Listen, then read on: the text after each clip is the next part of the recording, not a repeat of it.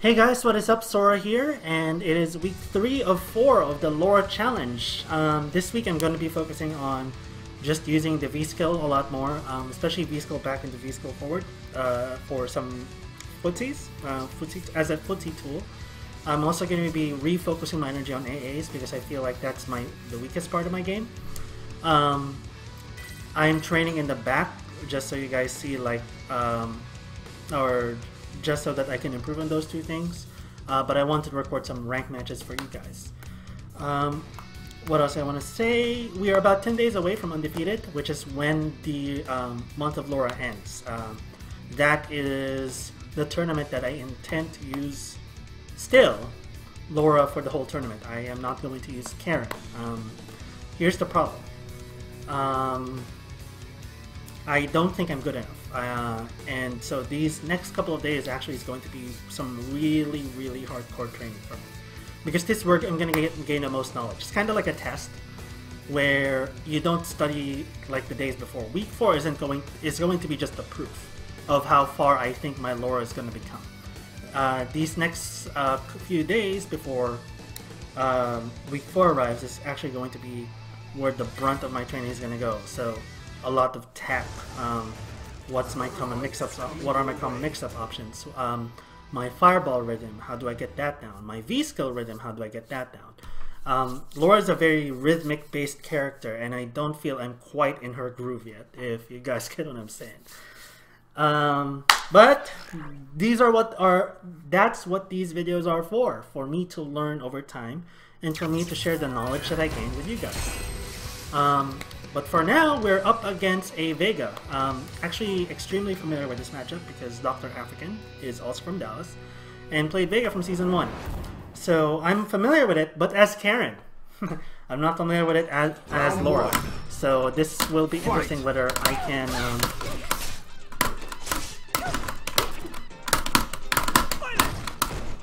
So just get it jumping. Miss my...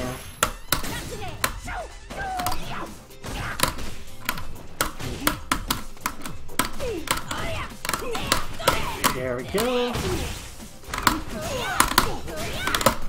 Nice jump.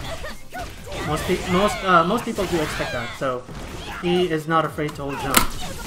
Nice. I'm going to spend it at that point because I'm not going to get the... He's going to jump forward or dash forward, one of the two. He does have triggers, so I have to be careful about that. Nice read! Extremely nice read. I can't say anything about that. So my read was he was going to dash forward or jump up forward. I went for the defensive option, which was a jump up back, but then he went for the third option, which was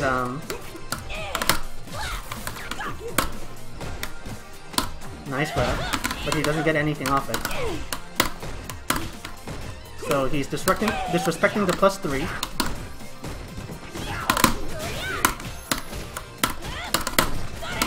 I always think that counter hits. It doesn't. It has to actually hit meaty for it to counter hit.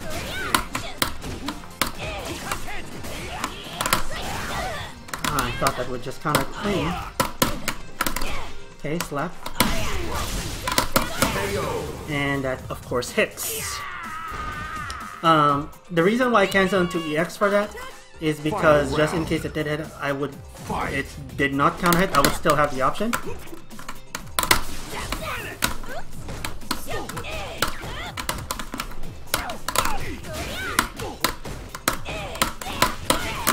+3/+3, and I will spend the super gladly because I will, even if you make some sort of comeback here, I will still have enough.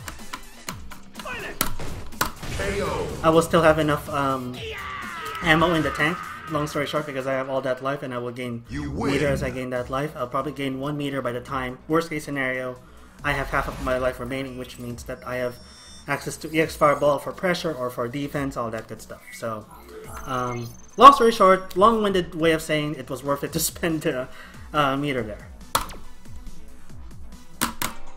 Round 1. Fight! Elbow at the start. Oh, okay, he actually had the same idea. again. He had the same idea. Yeah, he had the same idea twice, which was to just cut off the horizontal approach.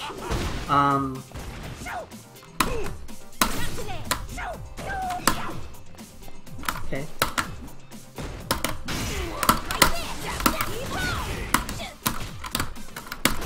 Okay.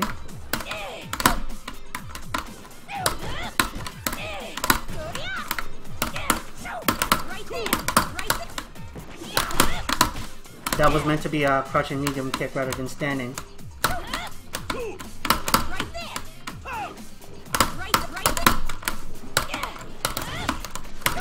Nope.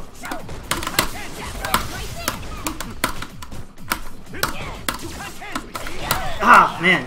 Still the same option every time.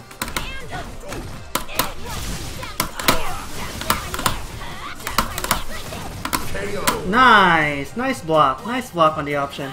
Okay, so he's familiar with Laura. Nice block on that option.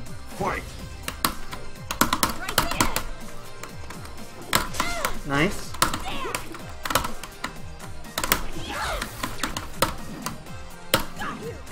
He's gonna jump. Yep.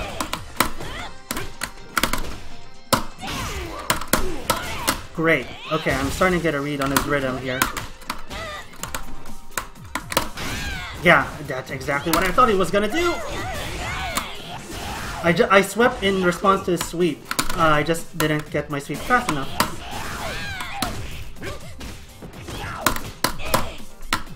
That sucks. That should have hit him. I just didn't believe in it enough.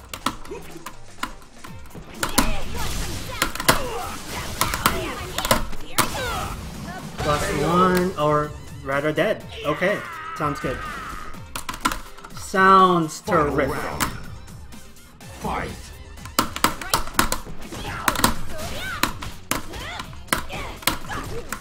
Okay. Thought he was gonna block, but he still pressed the button right after.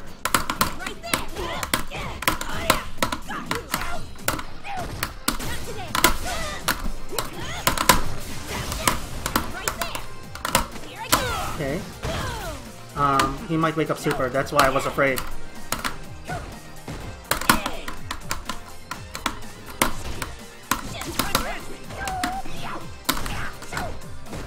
Thought that was super, actually. That's why I was afraid to block. That's why I was afraid to block. I thought it was super.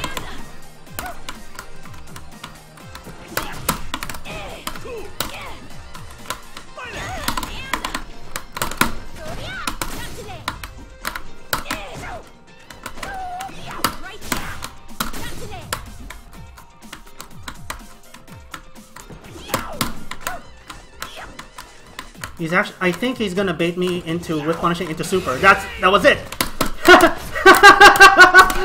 Oh my god, my read was on point. I knew it. I knew it. I knew it. I knew it. Oh my god. Oh. Did you guys see that godlike read? I'm like, as soon as I said it, I'm like, he's going to try to bait me by whiffing a normal and going straight into super. Oh. Oh! That is delicious. That's just delicious. Oh my god! I wish I just punished it. I just wish I just punished it. Oh my god. Sorry, I'm feeling myself a little bit, guys, but I love it when I have the perfect read. I'm like, he's gonna whiff something to make me... Okay. Okay. On to the training part. So, the training part of this is probably going to be wall dive.